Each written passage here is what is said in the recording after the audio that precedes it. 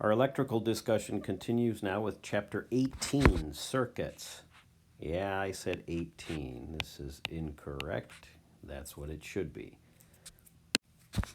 In addition to looking at household circuits, we're going to be talking about smaller individual little circuits, and we'll be using the two previous equations that we studied, namely Ohm's law, V equals IR, as well as the power equation, P equals IV. And of course, the two derivations that we got, P equals I squared R and P equals V squared over R. We'll be using those to analyze circuits and answer questions about the circuits. So this is kind of an old picture. I no longer have this analog meter on my house. I have an electronic or a digital meter, but the idea is the same. Electricity in my neighborhood actually comes to our houses underground. We don't have overhead wires. So down here someplace is the ground, and you see this pipe right here. This is actually nothing more than a plastic pipe, and the electrical wires from the utility company come up through that pipe, go through the meter, which records how much energy I use, and then comes through this thick gray covered cable, and you can see it goes right into the house. This is all outside of the house. This is the air conditioning fuse box and some other stuff. This looks like it's a convenient place to mount connections for the old phone system. So this has nothing to do with the electrical. So the wires come up here, energy flows through the meter, comes down through the gray wire, and goes into the house. There's a close-up of the old meter. These dials used to spin around, and once a month a meter reader would physically walk through the neighborhood and record what everybody's meters read and then generate an electric bill based on that. Nowadays, all of the stuff is wireless, so there probably aren't a whole lot of meter readers left. So here's the pipe that comes out of the ground. You see the plastic pipe here. In addition, this rod right here is a metal rod that's pounded into the ground, and you see this big thick silver wire. We're going to see that in a few minutes inside the house. This is actually the ground for the house. Ground is a way of making sure that the house itself doesn't pick up any kind of electrical charge and that it stays electrically neutral. Remember that gray cable that came in through the wall from outside? That's what this is. Inside that cable are two big, thick black wires. This actually loops around like this. You can see how it comes down and attaches here, and it loops back behind all that other spaghetti and attaches here. Each of these two sides, each of these two wires is 120 volts. We talked about that last chapter, that the standard voltage in North America is 120 volts. I can actually use a combination of these two wires to get 240 volts. So if you have an electric stove, and I'm not talking about a stove that just plugs into a regular outlet, I'm talking about a stove that has the heating elements that are not gas but electric, then you're using both sides of this electrical supply. Here at the bottom you see the master cutoff, master switch here. If you push this downward, it disconnects these two wires from the entire house, and the entire house goes dead. Each of these white bundles of wires, here's one, here's another one, and so on, each of these represents what's known as a single circuit in the house. There may be several outlets and lights on a single circuit, or in the case, for example, of a garbage disposal in your kitchen, that may be the only thing on a given circuit. The North American Electrical Code, or the National Electric Code, NEC, dictates how many different things you can have on a given circuit. And you see inside of each bundle, so here's one, you've got a black wire. This is the wire that actually delivers the 120 volts. You've got a white wire called neutral, and these are actually plastic coated, one with black plastic, one with white plastic. And then you've got a bare copper wire. This is the ground. This is what's going to be connected to that wire that we saw outside, the big thick silver one. Each circuit has what's called a circuit breaker. Older houses have fuses. newer houses, probably since the 60s or 70s, use circuit breakers. Fuses are not reusable. Once you blow a fuse, you have to take it out of the box and replace it. Circuit breakers are more modern. They're switches. This switch, if it detects more than 15 amps of current going through the particular circuit, this switch will pop into a half open position, basically shutting down that circuit. It's a safety device. It's the weak link.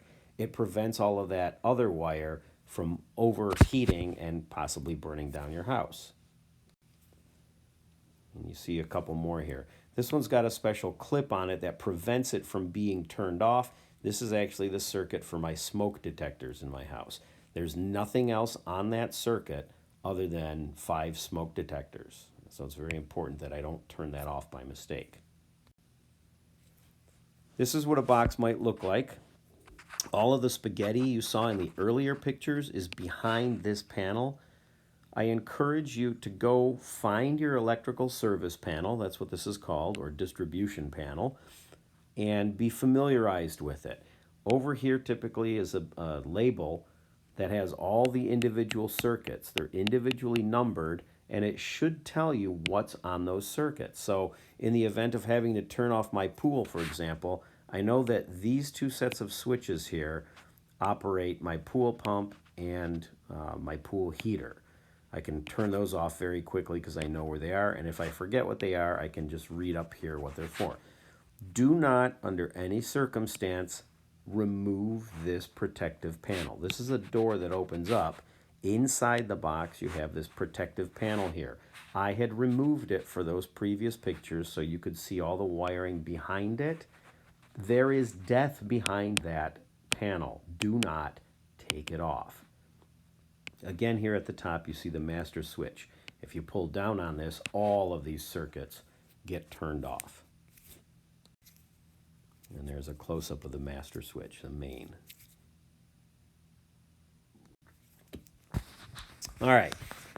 So a circuit is nothing more than a collection of electronic components that we're going to use to convert typically electrical energy into some other form of energy. Remember from our discussion about energy, energy cannot be created or destroyed, but we can convert it from one form to another.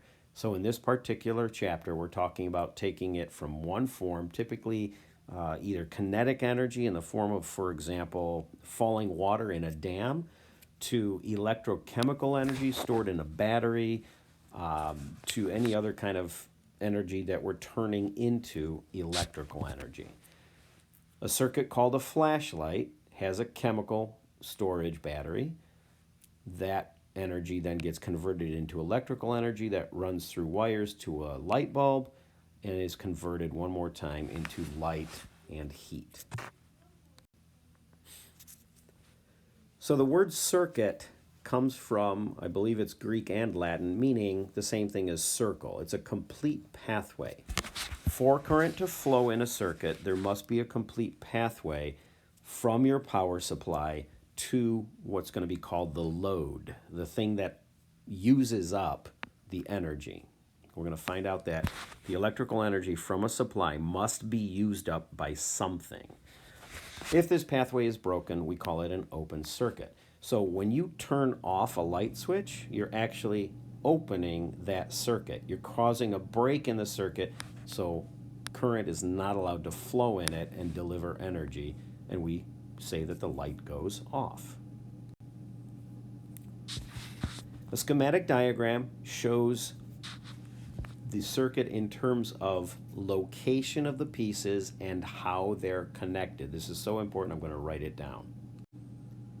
It is not meant to imply any particular arrangement of those pieces. In other words, looking at a schematic diagram for a particular circuit, just because piece B is farther away from the battery than piece A, that doesn't mean that that's physically the case. Remember, schematic diagrams only show the pieces and how they're connected. So don't infer something about how far away from a power source something is based on its schematic diagram. So here are some typical of schematic diagrams and what their representations are. So the battery consists of alternating long and short lines. The longer lines are positive, the shorter ones are negative, and this would be a battery, in this case, made up of 2 cells. They come in pairs, basically. A capacitor is represented by, these would be the 2 metal plates connected to wires that go to the rest of the circuit. A resistor is represented by a zigzag line representing difficulty to get through. Remember, resistance is how hard a circuit fights back against voltage that's trying to be pushed into it, how hard the current's being fought. And resistors are used to control current. We should probably write that down. A light bulb is simply shown by a wound filament inside of a round circle kind of thing here. And a switch is shown like this. If it's open, remember open means off, so there's a gap here. Current can't flow from one side of the switch to the other. Or if it's closed, we show it like this, one continuous pathway. So I'm going to draw a circuit for you, and you need to see if you can guess what it is. I'm actually going to do this in real time to see how long it takes you to figure it out. It would help if I actually used a pencil here. So I have this, and I've got something that looks like this, and by now some of you have it, and at this point I think everybody has it. Okay, this is a flashlight. Okay, you see the little switch up here that can be moved back and forth to turn it on and off. All right, let's try another one. So this one I'm going to do with a schematic diagram. What is this? Maybe pause the video here and see if you can figure it out. So this is also a flashlight, except this is the electrical representation. This is the schematic diagram of the flashlight. Inside the flashlight, we've got a single cell, 1.5 volt cell, or battery if you want to call it that. We know that this is the positive end of the battery because it's the longer end, and the negative end here. And then we've got a switch here. Clearly the flashlight is off because the switch is open. And then the wiring continues on to the light bulb and then back to the battery. So if we were to close this switch and create a complete pathway, and of course assuming the battery is good and the light bulb isn't burned out, you see that there's a complete pathway here from one side of the battery to the other. This would be a circuit that is on. As long as the battery is good and the bulb is good, of course, current runs, now this is really important, current runs from positive, let's write that down, to negative. So you see it basically going this way. Now, the reality is, as soon as we close this switch, the current everywhere in the circuit basically starts moving all at once. In this particular diagram, it's moving clockwise because of our definition of flowing from positive to negative. Okay, so when you close that switch, it starts instantaneously moving everywhere in the circuit. Sometimes, though, it's more convenient to think of it in terms of a bunch of UPS trucks. So the battery represents the UPS garage, and trucks are leaving the garage carrying packages. Okay, so the implication there is that if you've got a truck moving up here, there's nothing moving down here. So that's where the analogy breaks down, because again, as soon as you close this switch, current at every point in the circuit immediately starts moving all at once. But we're going to use this UPS truck analogy to understand a little bit better. So there are some rules with UPS trucks. The UPS truck leaves the garage fully loaded with packages, and the rule is that all packages must be delivered. So the UPS trucks leaving the garage, which is the battery, represent current. Okay? The UPS trucks, regardless of how many packages they have, are constantly moving, and at the end of the day, they come back to the garage. Okay? Now this rule says that all of the energy that the current is carrying must be delivered to customers or the circuit before that current comes back to the garage or back to the battery. If you remember, voltage is the amount of energy carried by each coulomb. In our analogy, that would be the same thing as the number of packages carried by each UPS truck. Okay? So 1.5 volts represents 1.5 units of energy. What are the units for energy? Joules? 1.5 joules for every coulomb. So we should probably scribble this out and rewrite it with energy per charge, or joules per coulomb. So all of the energy that the current is carrying must be used up. In this particular circuit, there's only one customer in the UPS sense, or only one thing to use up the electrical energy. That means that entire 1.5 volts is used to push through this one resistance. Okay, yes, bulbs are resistance. By the time the current gets to the other side of the bulb, it has no more energy. That means at this point, it's 0 volts. So at the positive end of the battery, we have 1.5 volts, 1.5 units of energy available, and at the negative end of the battery, there are 0 units of energy left because they were all used up by the circuit.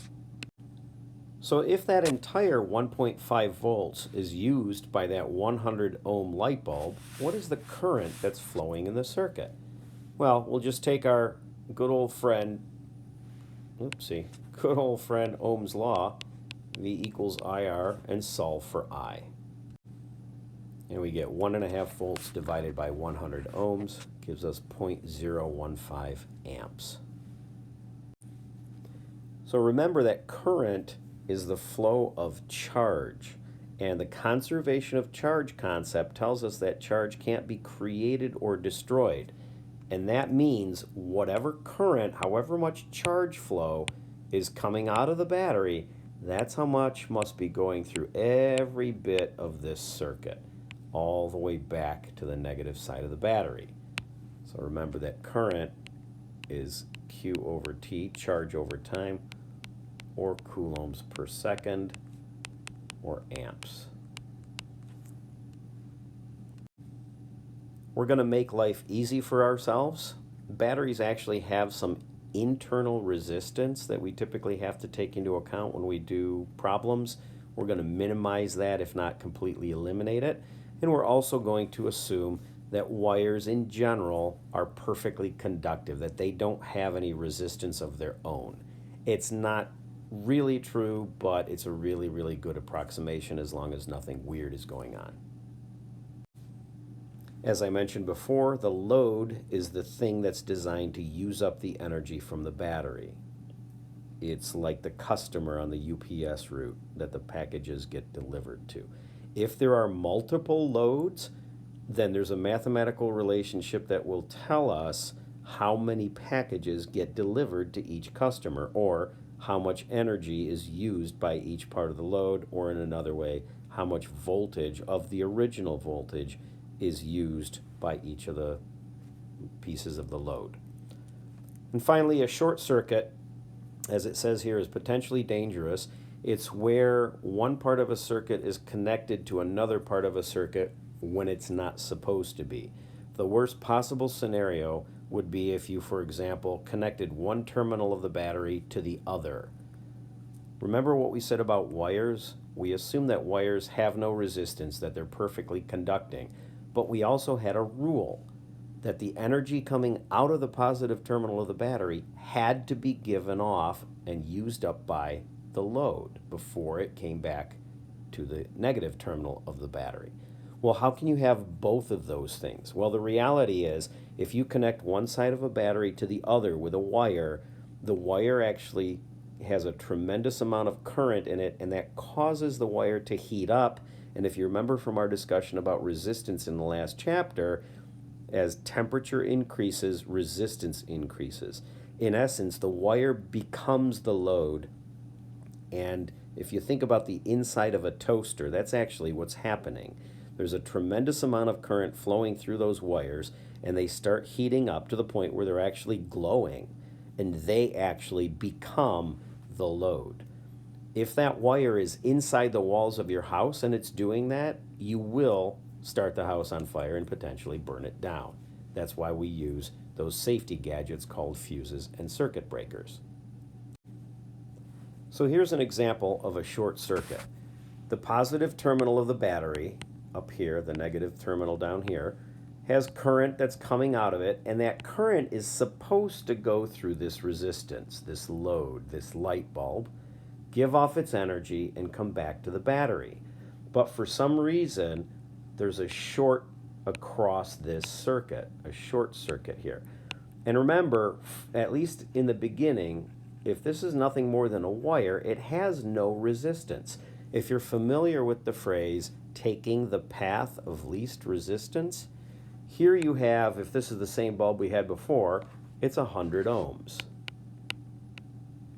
Here you have 0 ohms, at least at the beginning. Well, again, this is not only the least resistance, it's no resistance. Current will not bother trying to push its way through here when it can come down this branch really easily. Then you start getting a really high current, and of course this potentially starts getting hot and maybe even to the point where it's glowing and could start a fire. That's why short circuits are so potentially dangerous. And finally, this is another way of saying what we said about the rule earlier in the schematic diagram, that the energy delivered by the current from the battery must be used up by the circuit, either by a single bulb or multiple bulbs or a motor or whatever you have in the circuit that's designed to use that up. The current must return back to the battery at 0 volts with 0 energy. The UPS trucks are not allowed to come back to the garage until they've delivered all their packages and have no packages left.